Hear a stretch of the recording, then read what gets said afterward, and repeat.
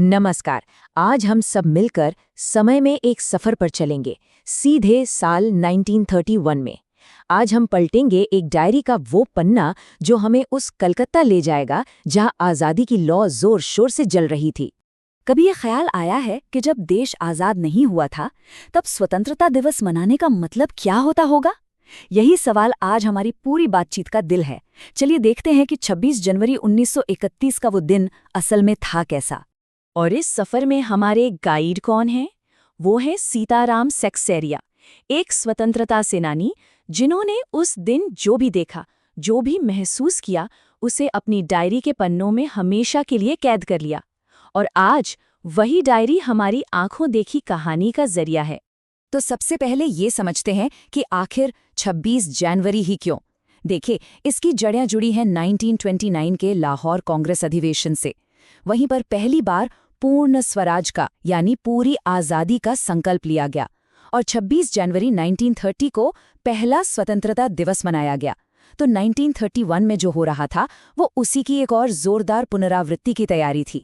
और तैयारी भी कोई छोटी मोटी नहीं थी। अंदाज़ा इस बात से लगाइए कि सिर्फ प्रचार पर, सिर्फ लोगों तक बात पहुंचाने पर 2000 रुपए खर्च किए गए थे। उस जमाने के हिसाब से ये एक बहुत बहुत बड़ी रकम थी। मतलब जोश अपने चरम पर था। तो अब चलते हैं उस दिन की सुबह में। कलकत्ता की हवा में एक अलग ही ताजगी थी, एक नयापन था। ऐसा लग रहा था मानो पूरा शहर आज़ादी के रंग में सराबोर हो गया हो। सीताराम सेक्सेरिया अपनी डायरी में यही लिखते हैं कि ऐसी सजावट तो पहले कभी देखी ही नहीं थी। बड़े बाजार का हाल ये था कि शायद ही कोई मकान होगा जिस पर तिरंगा ना लहरा रहा हो। कुछ मकान तो ऐसे सजाए गए थे कि देखकर लगे मानो आज़ादी मिल ही गई हो। पर यहाँ एक गहरा तनाव भी साफ दिख रहा था। एक तरफ लोग थे जो जश्न मना रहे थे और दूसरी तरफ अंग्रेजी हुकूमत थी जो इसे अपनी पूरी ताकत से कुचलने को तैयार बैठी थी। सड़कों पर पुलिस, मोटर लारियों में गोरखें और घुड़सवार, हर मोड़ पर बस टकराव का माहौल बना हुआ था। और ये टकराव सुबह होते ही शुरू हो गया। शहर के अलग अलग कोनों से खबरें आने लगी। श्रद्धानंद पार्क में अविनाश बाबू को पकड़ लिया गया, तारासुंदरी पार्क में झंडा फहराने पर मारपीट हो गई, यहाँ तक कि लड़कियों के एक जुलूस को भी नहीं बख्शा गया, उन्हें भी गिरफ्तार कर लिया गया। सुबह की ये छोटी मोटी झड़पें तो बस एक ट्रेलर थीं। असली और सबसे बड़ा मुकाबला तो दोपहर में मॉन्यूमेंट के नीचे होने वाला था। ये तो भई सीधी सीधी टक्कर थी।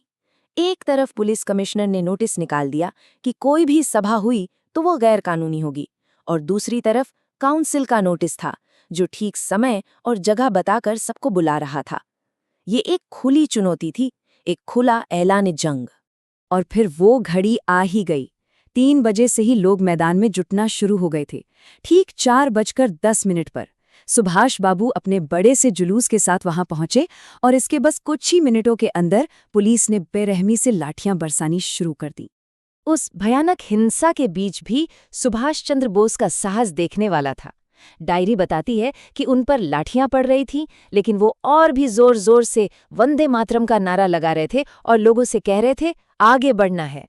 सेक्सेरिया की डायरी के ये शब्द उस दिन की क्रूरता को सीधे हम तक पहुंचाते हैं।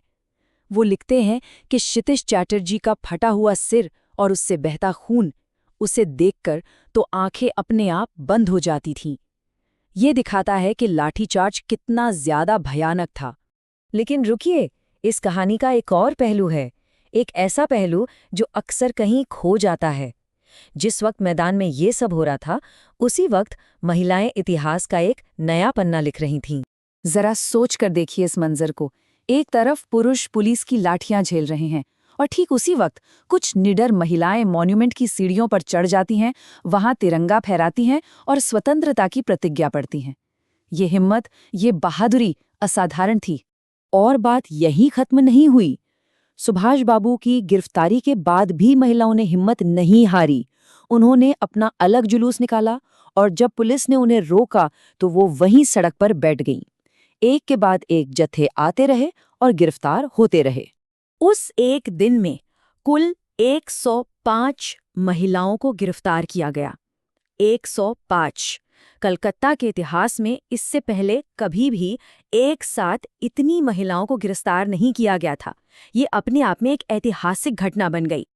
तो अब दिन ढल चुका था, संघर्ष थम चुका था। चलिए अब उस दिन का हिसाब किताब देखते हैं। इस पूरे दिन के बाद आखिर हासिल क्या हुआ और कीमत क्या चुकानी पड़ी? ये आंकड़े उस दिन चुकाई गई भारी कीमत की गवाही देते हैं। डॉक्टर दासगुप्ता न सिर्फ घायलों का इलाज कर रहे थे, बल्कि सबूत के तौर पर उनकी तस्वीरें भी खिंचवा रहे थे। पहले कांग्रेस ऑफिस में 67 घायल पहुंचे, फिर ये संख्या बढ़कर 103 हो गई और अस्पतालों में पहुंचने वालों की गिनती 160 थी। डायरी का अपना अनुमान यह है कि कुल मिलाकर 200 से भी ज्यादा लोग घायल हुए थे, क्योंकि बहुत से लोग तो ऐसे थे जो चोट लगने के बाद सीधे अपने घर चले गए, वो किसी अस्पताल या ऑफिस गए ही नहीं। तो क्या ये दिन एक हार थी? इतने लोग घायल हुए, गिरफ्तार हुए। सीताराम सिकसरिया के लिए बिल्कुल नहीं। वो लिखते हैं कि इस दिन ने बंगाल के नाम पर लगे उस कलंक को काफी हद तक धो दिया कि यहाँ आज़ादी के लिए कोई काम नहीं हो रहा है। असल में इस एक दिन के संघर्ष ने लोगों की सोच को बदल दिया, एक नया विश्वास पैदा किया कि हाँ, कलकत्ता में भी आज़ादी के लिए बहुत कुछ हो सकता है। इस दिन ने उम्मीद की एक नई लौ जलाई थी। और ये हमें एक बड़े सवाल पर लाकर छोड़ देता है। क्या सिर्फ एक दिन की लड़ाई, एक शहर की हिम्मत और एक डायरी का एक पन्ना किसी देश की कहानी को एक नई दिशा दे सकता है? शायद इसका जवाब हाँ है।